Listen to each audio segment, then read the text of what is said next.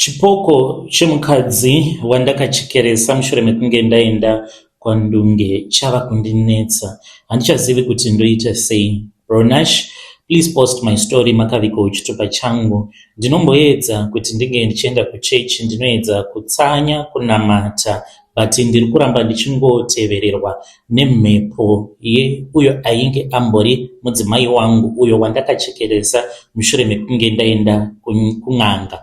Mudzimai wangu wandigere naye pari zvino hatozvizivi kuti izvi ndo zvandakaita. Ndakazviita pandainge ndichiri mukomana wechidiki, ndakange ndisati ndaziva Mwari, ndisati ndatendeuka. Pari zvino ndiri kuresa neZimbabwe, ndiri muUK, asi zvinhu zvandakaita ndichiri kumusha zvichiri kunditevera kusvika pari nhasi. Zita rangu muchanditi Darlington, nezvikare ndakakurirawo muMbare. Upenyu hwangu hwainge huri hwekungostragula chete, asi ndainge ndiine pfungwawo dzekuda kuzobudirira muupenyu. Kuchikoro ndainge ndiri very bright and intelligent. Ndini ndaigara ndichingobuda ndiri patop nguva dzose. Mateachers vaiwanzo kuti Darlington mwana ane future yakanaka, kana akaramba akadai achasvika kure nezvidzidzo zvake. Ini zvechokwadi ndaizvitenda. Ndaiva mwana aishanda nesimba kuchikoro, ndichiziva kuti chikoro ndo chaikwanisa kuti chinge chichizochinja upenyu hwangu. Ndainge ndisingadi kurarama kweupenyu hwangu hwose ndiri muMbare ndichitambudzika. Ndakazvitarisa ndaizviona sekunge ndini ndainge ndakapiwa task naMwari yekuti ndige ndichichinja upenyu hwangu neupenyu hwevabereki vangu. Saka ndakazotanga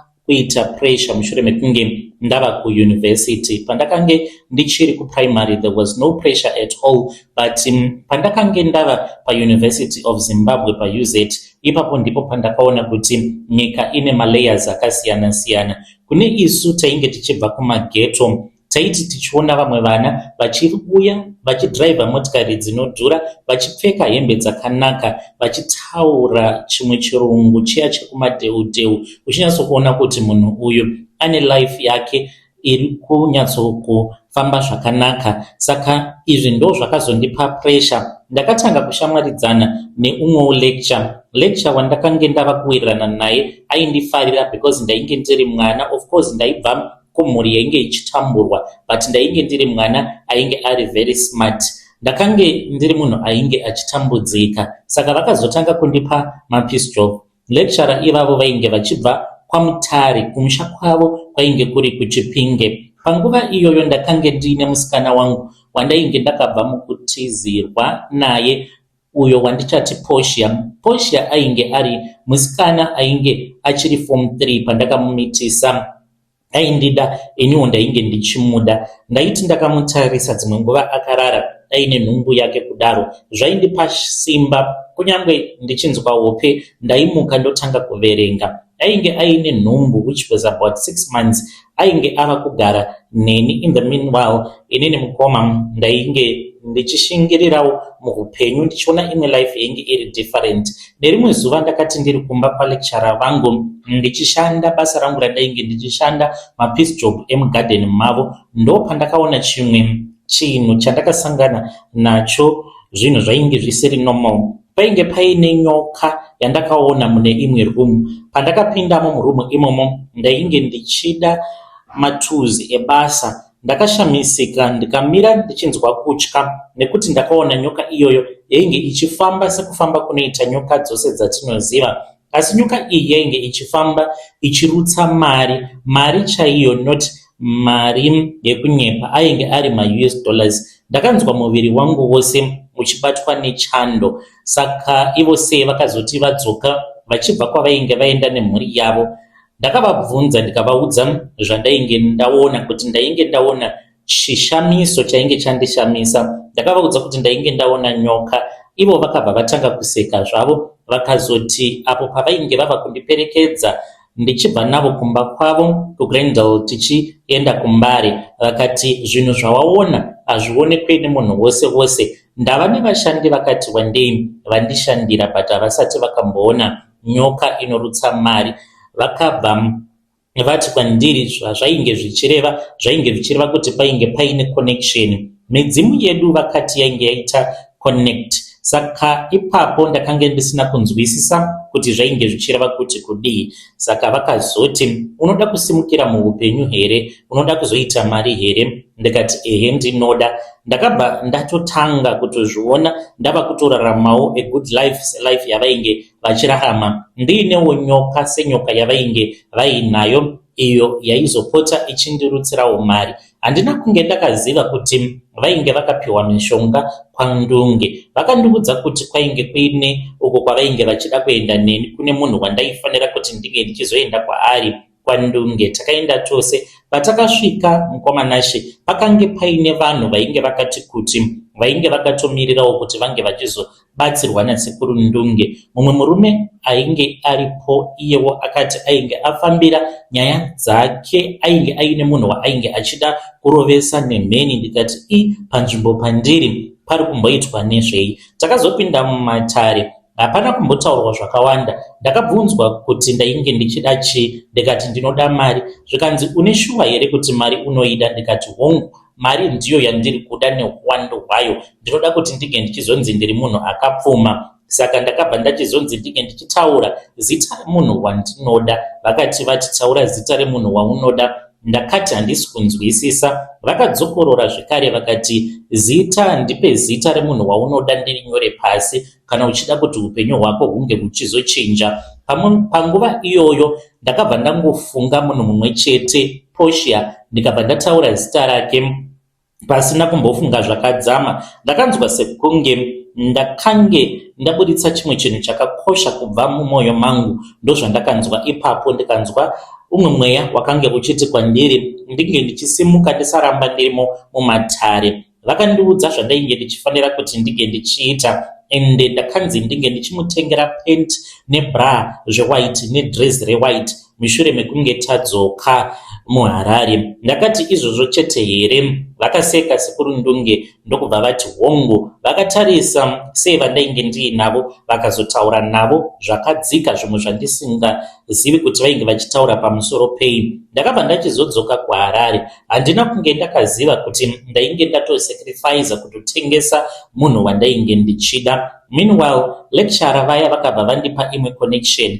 Pakange paine umwe mukadzi ainge akapfuma zvekuti be, but ainge akura zvekuma 70 years, wekuChipiti. Mukurumba kwake iye aita basa rekurara nevanhurume. Ndakaenda kwaari, vakati kwandiri sei, enda unorara naye. Kana warara naye uchawana mari, uchazokwanisa kuita zvose zvaunenge uchinzwa kuda kuzotengera Portia hembe dzawakanzi nasekuru unge uchizomutengera. Ndakaita saizvozvo, ndikabva ndachizoenda kumba kwake mukoma. Ndakabva ndachizorara naye mukadzi uya, akandipa mari yakawanda. Ndakatora mari iyoyo mangwana acho makuseni, ndikapinda mutauni ndikatengera Portia dress. Ndakamupa akapfeka, asi akazofa. Akati afa akavigwa, akapfeka pant bra zvekare nedress iro randainge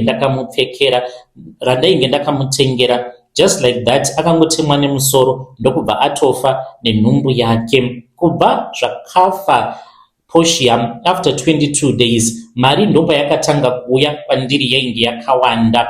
Mari payakatanga kuuya kwandiri pakaitika chimwe chinhu, chiitiko chakandityisa. Chiitiko chakandityisa chakaitika ndechekuti ndakanhonga mari. It was $20,000. Mari yainge yakawanda kupfuura zvandainge ndakamboona before. Ndakabva ndachizotanga kutenga zvinhu zvakangosiyana siyana ndichiti ndatosimukira, but ndakange ndisingachakwanisi kurara nekuti ndaiti kana ndakarara ndaiona Portia, not kuhope chete, aitouya kwandiri dzimwe nguva ndisati ndarara. Ndaimuona akamira padhuze saneni achinditarisa, uye zvekare achiyerera ropa rimwe richibuda munzeve, mumukanwa uye zvekare nemumaso make. Dzimwe nguva aikwanisa kungodana zita rangu achiti Darlington, Darlington, Darlington, Darlington. Aiti achidana zita rangu kudaro, mukoma aita sekunge munhu anenge achitaurirwa nevanhu kana kuti 100.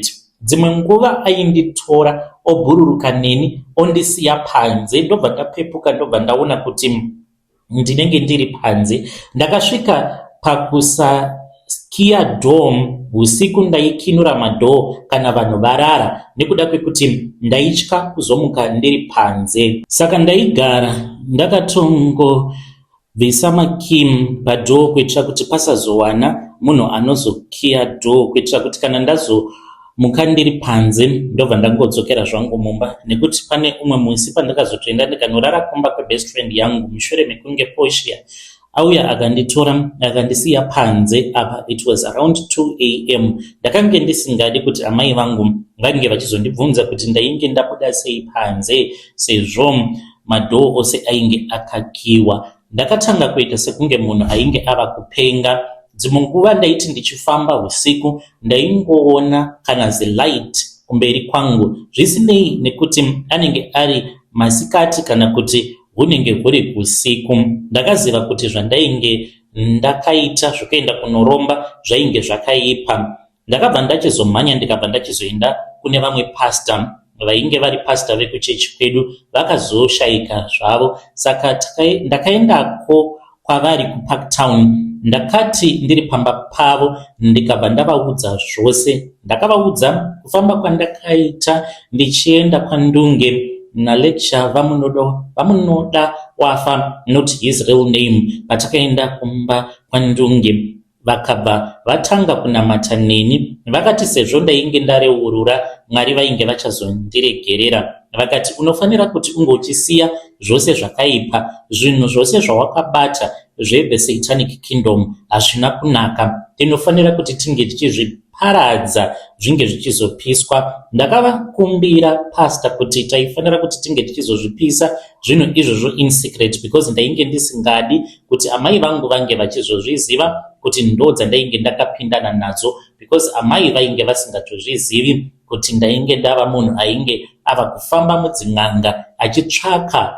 pfuma. Saka ndakazodzokera kumbare kumba ndokubva ndachizonopisa zvose zvandainge ndiinazvo. Ndainge ndiine machira emidzimu, micheka yeretso nehari yandainge ndakanzi ndaifanira kuti ndinge ndichitenga. Chishamiso chaiitika pahari iyoyo mukoma ndechekudaiso, hari iyi yaigara iine ropa rehuku. Ndaiti kana ndikauraya huku zviya ndikasvinira ropa muhari, ropa iroro raizadza hari zvekuti raikwanisa kugara muhari kwe2 weeks riri fresh.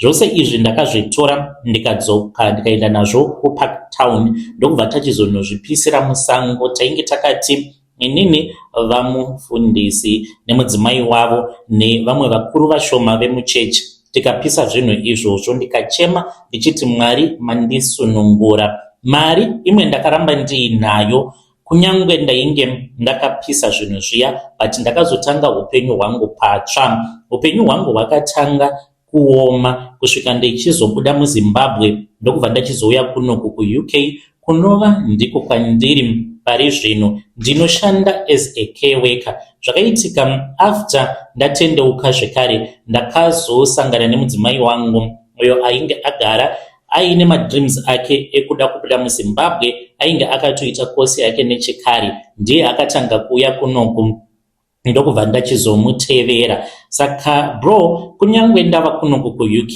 but handina kumira kuona chipoko chaPortia. Dzimwe nguva ndinoti kana ndiri kubasa ndinokwanisa kutonzwa kuti panenge paine munhu anenge akamira kumashure kwangu. Pandinozotendeuka kutarisa kudai ndinobva ndaona kuti hapana, panenge pasitomborina kana munhu anenge aripo. Usiku ndinorota ndichidzokerako kwaNdunge. Dzimwe nguva ndinoona ndiri pamba pavo, because Portia ainge achigarawo mumbare mandakakura ndichigara. Anenge achingonditarisa. Chinondityisa mukoma ndechekuti ndinomurota anenge achiyamwisa rwaivi. Pandinomuka ndinokwanisa kuona kuti pamubhedha pandinenge ndakarara panenge pakazara neropa. Dzimwe nguva kana ndikaenda kunoita weti, ropa ndo rinobuda kunze kwekuti weti inge ichibuda. Handizivi mukomanashi kuti angori mahallucination here kana kuti ndava kutopenga. Ndiri kutya, ndiri mukadzi wangu wandiinaye haatozvizivi, nyaya iyi haatoizivi. Ndauya pano kuzobvunza kubva kune vedare renyu kuti ndomuudza here mudzimai kana kuti kwete. Ndaifungidzirawo kuti ndakangwara kuenda kwandakaita ndichiendeswa nasei, but vakaita zvekundijuma because handina kunge ndakaziva kuti ndainge ndichazoita zvemasacrifices. Ndaingofungidzira kuti kana ukaenda mumatare unongopiwa mishonga inototanga kutokugadzirira mari pachena. Handina kunge ndakaziva kuti ndainge ndichazogumisidzira ndaitawo masacrifices avo akandiparadzira upenyu. Mwana wangu ainge akatakurwa naPortia mudumbu make, naiyewo Portia wacho achizosvika pakufa. Kana painewo munhu achazonzwa nyaya yangu, usamhanyira mari kana kumhanyira kuenda kunoromba kun'anga. Usafa wakafungidzira kuti Satani unokwanisa kuita naye dhiri ukatobudirira. Ndiri kuedza kurarama. I'm trying to hide it because bro Nash, kana ndikabuda pachena kuti ndo zvazviri, ko kana kukanzi ndinenge ndiine mental health issue, do you think kuti ndingazoramba ndichishanda as a caregiver? Vangandisiya here muno muUK ndichitarisa varwere vavo apa zvichitozivikanwa kuti ndinenge ndiine a mental health issue? Veduweka musafa makatamba muchibata mishonga. Muri yeZimbabwe ndo message iyo yandakatumidzirwa ichibva kuna mukoma vedu avo vari kuti ivo vari kuUK. Ngatitaurei navo mucomment section. Zvakangooma hazvo veduwe. Hanzi ndakaenda kwandunge ndiri kunetswa nechipoko chaPortia.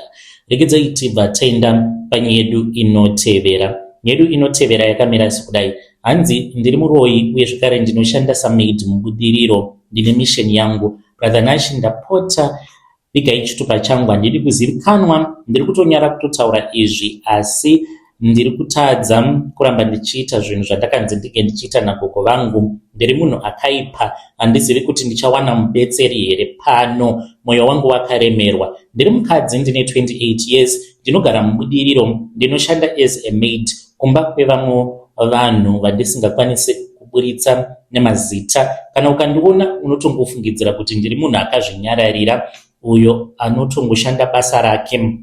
Asi chokwadi ndechekuti handisiri munhu wandinozviratidzira kuva kunyange ndichienda kuchechi. Chechi ndakatoivenga. Kana ndikanzi ndaenda kuchechi, vanhu pavanenge vachimba mupresent worship, ndine ndimi dzandinenge ndichitaura nadzo dzinoita kuti vanhu vange vachizobatwa nehope panguva iyo yekuti vanhu vanenge vava kutanga kunamata, uye zvekare nepanenge pava kuzoparidzwa paya vanhu vanongotanga kungoshama n'ai vasingachaconcentrate pashoko rinenge richizoparidzwa nemunhu anenge achiparidza zvezuva iroro. Handina kungotanga ndakadai, handina kuzvarwa ndiri muroyi. Zvakatanga pandakange ndichiri kumusha kwedu kuchivhu. Ndakakurirawo mumhuri yainge iine urombo hwakanyanyisa zvekuti dzimwe nguva tairara nenzara. Baba vangu vakafa ndichiri mudiki. Amai vangu vaiva munhu aingozvitambudzikirawo. Ndakakura nagogo, saka gogo vangu vainge vari munhu ainge aine mweya wegodo. Ivo ndo zvakazoita kuti vange vachizotsvaka madhimoni ekuroya, nekuti vaiti kana vakanzwa zvichinzi kunenge kuine munhu anenge aine mwana wake anenge abuda aenda kujoni, vaipika, vaitora madota. Kana vabva mukukumbira munhu anenge aine mwana wake akaenda kujoni mari kana dhola, vobva vazanganisa madota nedhola riya, vobva vachizomira vakatarisa kuSouth Africa vachifuridzira mhepo isina kunaka nemadota aya, vachiti mari yauchabata inofanira kuti inge ichingotorwa nemhepo ichiparadzirwa sekuparadza kwandiri kuita madota awa achienda nemhepo. Saka ndakadzidziswa zvakawanda nagogo vangu. Gogo vangu vainge vava kutozivikanwa kuti kana ukangomupa mari pano kudzosera mari, zvinhu zvako hazvizombofi zvakafamba zvakanaka. Nerimwe zuva vakasvika pakuenda neni kumakuva, ainge ari masikati. Chokwadi ndo pachakazobuda vakandiudza kuti vainge vari muroyi. Vakandipa mission yekuti ndinge ndichizoya muHarare. Kuuya kwandakaita kuno kuHarare ndakatotorwawo nomumwe muroyi anogara mubudiriro uyo anoshanda nagogo vangu. Ndokubva ndachizouya muno mubudiriro. Muno mune vanhu 10 vandakatageta. Vanhu ava vakange vava nemakore vachingotagetewa namadha vakandiunza muno mubudiriro nekuti vakavaisa pachijana, but nekuda kwekuti vari kuvatadzirira ndokuzounzwa kwandakaita kunoku. Saka misheni yangu ndeyekuti tinge tichiuraya vanhu ivavo, kana tavauraya tinge tichizodya nyama kutovaita chimukuyu, but kunyange ndiri muroi ndichimuka usiku, asi ndine dzimwe nguva dzekuti ndinonzwa kuti sandizvo mhani zvinhu izvi zvandiri kuita, ndiri kuda kubuda mazviri. Asi chinongondityisa mathreats, dzimwe nguva ndinokwanisa kutosangana nemafriends angu usiku vobva vatanga kundirova vachiti sei uri kubatwa nepfungwa dzekuda kutendeuka. Kana ndiri muchechi ndikada kutanga kunamata, ndinotanga kunzwa maungera munzeve dzangu zvekuti ndinenge ndava kutoda kutobuda dhimoni. Saka ndine mashoko avo andinotaura kuitira kuti dhimoni riri pandiri risazobuda richimanifesta pandiri, nekuti ndinotya maconsequences. Ndine mwana wangu uyo ari kugara kumusha, mwana uyo ari kuchengetwawo neumwewo muroi, shamwari yagogo vangu. Saka kana ndikangoda kubuda mazviri vanobva vatondiurayira mwana wangu. Ndibetserei, mwana wangu ane gonye iro raakadyiswa, saka gonye iroro riri mudumbu make. Kana ndikangoda kungoita zvandinenge ndafunga kuita, kana ndikada kutanga kunamata mwana wangu, ndiri kubva ndatomuluza. Ndoita sei? Mwari vangandiponesawo sei? Muri yeZimbabwe ndo meseji iyo yandakatumidzirwa ichibva kuna vahanzvadzi vedu. Ngatizamei kuti tinge tichitaura navo vahanzvadzi vedu ava mucomment section. Hanzi ndiri muroi ndinogarawo mubudiriro. Hanzi tine vanhu vatiri kutageta 10 vanhu ivavo vanogara mubudiriro. Hanzi vanhu ava vakaiswa pachijana, saka ndine mission yangu yakaita kuti ndige ndichizotanga kugara mubudiriro. Zvakaoma. Rekedzei tibva taenda panyedu inotevera. Hanzi ndakatenga zvinhu zvakange zvabiwa mubhodha neumwe wekuziva. Bhururu wangu ainge achishanda kuzimira makore acho iwawo, saka akazvitorera vanhu ndokubva achizonditengesera inini. Ndapota ndibatsireiwo, mungandibatsira nekuburitsa nyaya yangu, asi ndinenge ndisingadi kuzivikanwa profile. Ndashandisawo ghost account. Ndiri munhu akakanganisa. Ndakazvitsvakira matambudziko muupenyu hwangu, matambudziko awo ari kuita kuti ndinge ndichizvidya mwoyo kusvika pari nhasi. Ndiri murume ndainge ndimbori malaicha, ndairova rutu yeSouth Africa kudzoka kuZim 2019. Ipapo ndo pandakaparadza upenyu ndichiri kuyeuka mukomana sekunge zvakaitika zuro. Ndakange ndaenda kuSouth Africa mainge muri muna 2016. Pakutanga ndakange ndichingotakura zvinhu zvevanhu uye zvekare nekutenga zvinhu zvataitengesa mushopu medu, because ndainge ndiine furniture shop. Ndaitengesa mubhedha, kudhara taitohodha mubhedha tobva nayo kuSouth Africa totoitengesa nomuZimbabwe. Saka zvishoma nezvishoma ndakatanga kukura, ndikatotanga kutowana maconnections. Saka kana uri malaicha, kuti kaprofit kako kanogona kungotorwa murodhi uchitofamba kutotorwa mari nemapurisa, unozotosvika muHarare usina kana sent. Ende munozviziva kuti bhodha ndo rinonyanya kurwadza, zimura duty, mapapers, zvese zvinokudyira mari. Saka tinozongotsvakawo nzira dzekupfuura nemubhodha dzisiri straight. Ndakazosanganawo neumwe muchinda akazova bhururu wangu. In fact ndakasangana naye narana wake, chimwe chikomana chaimuranira chomutsvakira vanhu vanenge vachida kuyambuka votogadzirirwa mapapers avo zvekuti hapana kubhadhara duty, taitongodarikidzwa zvakanaka. Saka ndakatotanga kutoita mari ndichitoitawo profit yakatonaka, because dzimwe nguva ndaizopota ndichiriska nekuendesa zvinhu zvevanhu kurwizi. Saka takange tatova mabhururu, because iye ainge achigarawo muno muHarare. Saka nerimwe zuva akazondiudza, it was mid 2019, ndakange ndiri kuJoburg, ndakange ndine zvinhu zvimwe zvandainge ndafambira kuti ndige ndichizonotenga, mafoni, maTV, mafriji uye zvakangosiyana siyana. Saka akandifonera akabva andiudza kuti ainge aine zvinhu izvo zvavainge vakatorerawo vamwe vanhu, but chatakange tisina kuziva ndezvekuti zvinhu zvimwe zvakatorwa zvainge zvisina marisitsi, zvainge zviri zvinhu zvemufi ainge akafira kuKempton Park. Saka vakangotsvaka rori ravo vakabva vangolodha midziyo yemukadzi iyeye. Akange aine zvinhu zvake mukadzi iyeye, but zvizhinji zvacho zvakange zvisina mapepa. Saka ndakamubvunza ndikati, tinowina here? Akati tinowina, ndichaita plani. Saka ndakabva ndatoita zvekuti haya rori, ndakahaya rori because inini yanguwo motikari yainge yakatozara, ndainge ndakazadza kombi nezvinhu uye zvekare nekutrailer ndainge ndakazadza zvinhu. Saka ndakasvika pabhodha, wainge uri usiku, takabva tatongotaurirana paya paya, ndokubva atondiratidza zvinhu pafoni pake, mapictures ezvinhu, akatondiudza kutoti mapapers ose ainge akatogadziriswa. Saka rori rainge ratoloda zvinhu nechikari, but rainge riri mubait bridge. Ndayambuka ndakabva ndachizoenda kubait bridge, ndokubva ndanobhadhara umwe wake ainge achishanda naye sezvo iye ainge ari paduty. Ndokubva tatosimudza motikari yangu, kombi iri pamberi, truck rainge riri mumashure rakazara nezvinhu. Mukomanachi takatombomiswa nemamwe mapurisa kwekanguva kakati, iye akazotofonera shefu wemapurisa ivavo kuti siyai vanhu vange vachidarika.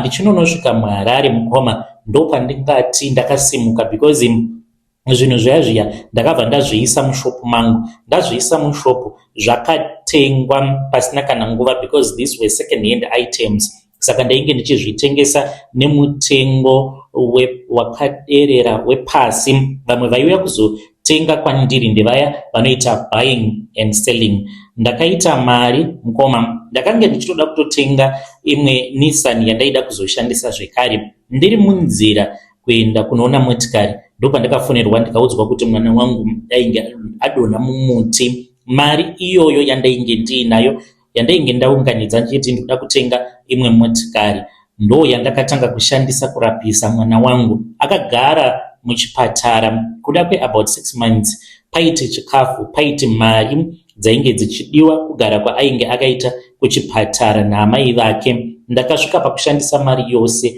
sekutamba sekuseka mukoma. Mubusiness ukabata zvinhu zvevanhu vakafa unokwanisa kuzotongoshaya kana mari yekubhadhara kana rent. Ndakatanga ndichatadza kubhadhara rent yekushopu, ndikasvika pakushaya kana chekudya mumba. Ndaiti zviya kana zvinhu zvanyanyisa kuoma, ipapo mudzimai ari muchipatara, ndaingotora spuni yeshuga ndobva ndatongorunga nemvura, ndobika kasadza kangu, ndobikira mukapu kuita kusevha hupfu, ndotongodya zvakadaro. Vamwe vana ndakange ndambovaendesa kumusha sekutamba sekuseka, ndikatongodonha kutobhuroka. Ndakazoti ndaenda kune vamwe madzibaba ndikaudzwa kuti hamusati mati makatora pfuma yemunhu akafa, endai kuhama dzake. Handina kuda kuita saizvozvo nekuti ndainge ndichitya kusungisiwa. Mukoma, ndakaramba ndichingotambudzika kusvika pari nhasi. Tatova mugore ra2026. Ndiri munhu ane minyama yakawandisa, handina chandinokwanisa kuitawo chikabudirira. Kubva ipapo kusvika pari nhasi ndinongozvitamburira. Dzimwe nguva ndinokwanisa kutoita zvekutotengesa mavheji chaiwo. Munhu aimhanya nekwantamu yake yaainge akazvitengera muSouth Africa netrailer, kuti ndakaitengesa nemari mukoma. Vamwe munokwanisa kuzotoseka. Kubva ipapo zvinhu hazvisi kumbofamba zvakanaka. Ndakamboedza kudzokera kuSouth Africa, ndakabayiwa nescrewdrive musi wandakapiwa mari yangu yepay. Ndainge ndava kushandawo neumwe muzukuru wangu ane chikambani chake checonstruction. Takati tichibva kubasa mukoma, saka akatoti kwandiri, kule chirodhi chamuri kuda kushandisa ichi, dai mamirira umwe bhururu wangu ane motikari, because iye aigara kune rimwe location, ino ndainge ndichigara kune rimwe location pakati chipei. Saka ndainge ndichida kuti kana ndasvika kumba, then ndobva ndagadzira zvinhu zvangu, ndoendawo pano mumwe agent wemukuru, ndobva ndamupa mari ondigadzirira order usiku ihwohwo, because mudzimai ainge achindiudza kuti mwana ainge asinganzwi zvakanaka. Saka handina kuda kuti ndige ndichizomirira. Umwe wacho airatidza kuti ainge achitori kure, he drove out of Gauteng kuti ange achizondipika up ozoenda neni kulocation kwadainge ndichigara. Sezvo kunze kwainge kusati kwanyanya kusviba, ndakati I can make it. Ndakafamba mukomanashi, ndakange ndichitofamba semafambiro ainge achiita vamwe vanhu vachitobva kumabasa, ndichidimbudzirawo nemuchisango ichocho. But ndakazongopesana nezvimwe zvevakomana zviviri zvemaSouth African zvikatondibuditsira banga, zvakanditorera kamari kose kaya kandainge ndiinako, ndikasara ndisina kana chinhu. Uye zvekare vanhu vamwe vainge vachitofambawo mukasango ikako, hakuna kana akamboda kundibatsira. Nanhasi uno mukoma ndiri mumatambudziko. Handizivi kana muine n'anga yamunoziva inokwanisa kubvisa mweya wejambwa nemunyama. muri yeZimbabwe ndo message iyo yanga katumidzirwa ichibva kuna mukoma vedu, ngatitaurei navo mukoma vedu ava mucomment section. Zvakangooma hazvo vedu weyo, pakaipa vadiwa vateereri ndo mamessages avo ndanga ndakakubatirai. Kana muine maconfusions enyu feel free kuuya nawo kuinbox kwangu. Tichasangana zvekare mune zvimwe zvirongwa zvinotevera.